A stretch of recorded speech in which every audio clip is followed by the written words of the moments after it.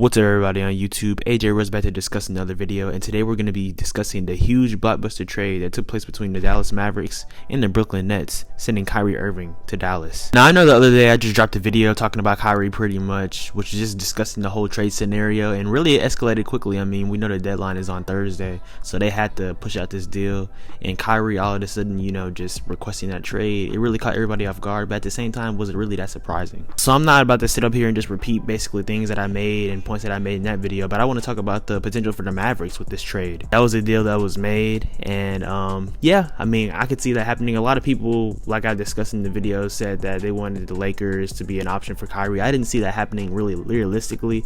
Also saw a statement saying, basically a report saying that Joe Tsai, the owner of the Brooklyn Nets, was adamant on not trading Kyrie to LA, not trading him to where he wanted to be traded to, which makes sense. I mean, considering all the turmoil that happened there, I mean, why would you trade Kyrie to his destination that he wanted to go? But in terms of talking about the fit and everything with Dallas and with Luka, obviously offensively you can see the potential there.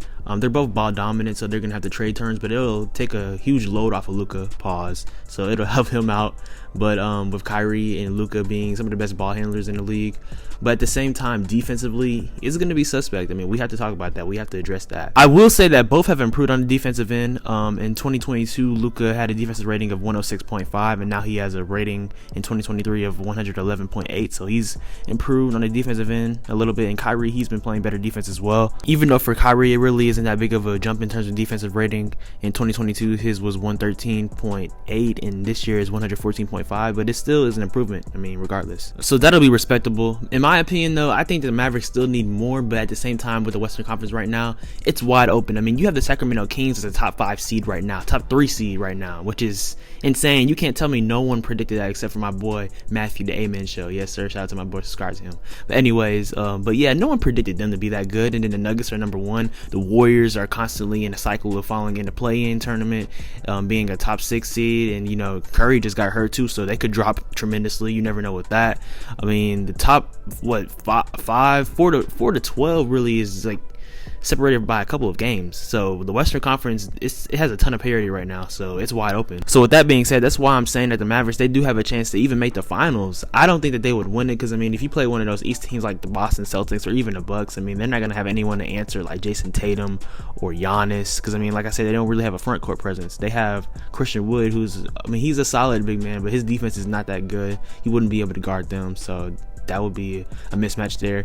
I do think that it was good for them to keep Tim Hardaway Jr. He has been in a shooting slump lately, but he is a pretty good shooter. He's knocked down at times. He can be streaky sometimes, but when he's on, he's on. So I think that was a good for them to keep that role player in him. And then they still have Reggie Bullock, who's a solid 3-point shooter. They did trade away Dorian Finney-Smith, who was a good 3-and-D player for them as well, but I mean, you had to give something up, of course. The whole risk-reward element of this, though, is key, because Kyrie, I mean, we know he's an elite talent. Like I said in the past video, he's an elite talent when he plays. No one questioned his ability, one of the most skilled players of all time, but is he going to be on the court and he's going to cause any drama? You hope that he does not.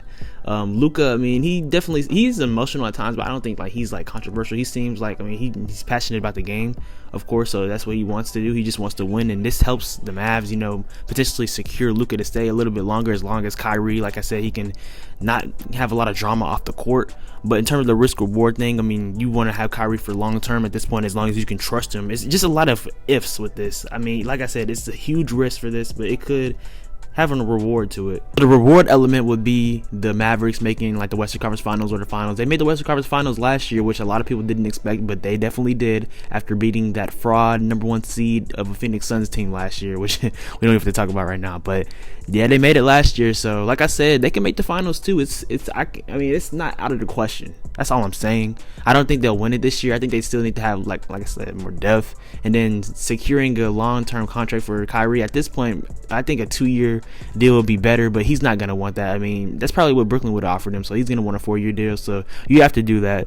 So as long as Luka and Kyrie can coexist together and they don't have, any off the court turmoil, I think that this could work out well. It's just, man, there's just so many could ifs, so many scenarios about it, and it is risky. I'm not going to lie about that.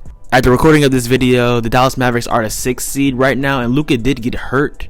Hopefully he'll be back soon, but that was like the second injury that he's gotten in the past week. I believe it was an ankle at first a few games ago, and then something with his leg. I'm not sure, but you just have to watch that. But with Kyrie being there, he'll be able to help, you know, the Mavericks stay above water a little bit. And also when Luka comes back, like I said, he won't have to be so ball dominant. He'll be able to play off the ball a little bit more. We haven't seen that much from Luka, and teams will be more attached to Kyrie. So I mean, you have that. You have to have defenders being more honest. You have to worry about Kyrie and Luka. So that'll be tough. I mean, there's a lot of potential to this duo. Before wrapping up this video, I do want to talk about some of the trades that the Nets rejected from the Lakers, the Clippers, and the Phoenix Suns. So from the Lakers, the Nets reportedly asked for Russell Westbrook, Matt Christie, Austin Reeves, and their 2027 and 2029 first rounders and pick swaps for Kyrie, and they didn't want that. I felt like, I mean, like I said, Josiah, he didn't want the Lakers to end up having Kyrie Irving, so like I said, that kind of made sense.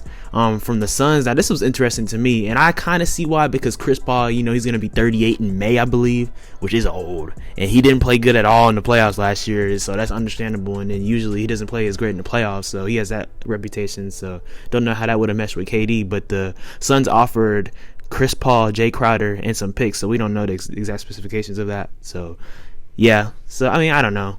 I feel like maybe that would have been okay, because Jay Crowder, he's a really good defender. He hasn't played this year, though, because he doesn't want to be in Phoenix. But, yeah. And then also the Clippers, they denied an offer with Luke Kennard. Well, the Clippers offered Luke Kennard, Terrence Mann, and the future first round and 2 first-round pick swaps for Kyrie. So, really, y'all just let me know in the comments down below what y'all think about this trade. If it's a risk, if it's a reward, if it's both, what do you think about this? And where you see the Mavericks landing at the end of this season, in terms of the postseason, just where you see them, if they're making the finals, losing early in the first, second round, or what y'all think. Let me know in the comments down below. I appreciate y'all watching. Always make sure to like, comment, subscribe, and turn on post notifications. Follow me on Instagram and Twitter at SwaggyRuss, and also on TikTok at SwaggyRuss02 for more cooking videos, contents, and shorts like that. And yeah, just let me know what y'all think about the current status of the NBA, this trade, everything. Stay tuned for more videos, guys. I love y'all. Thank y'all for all the continued support. Gonna be a great year this year. Love.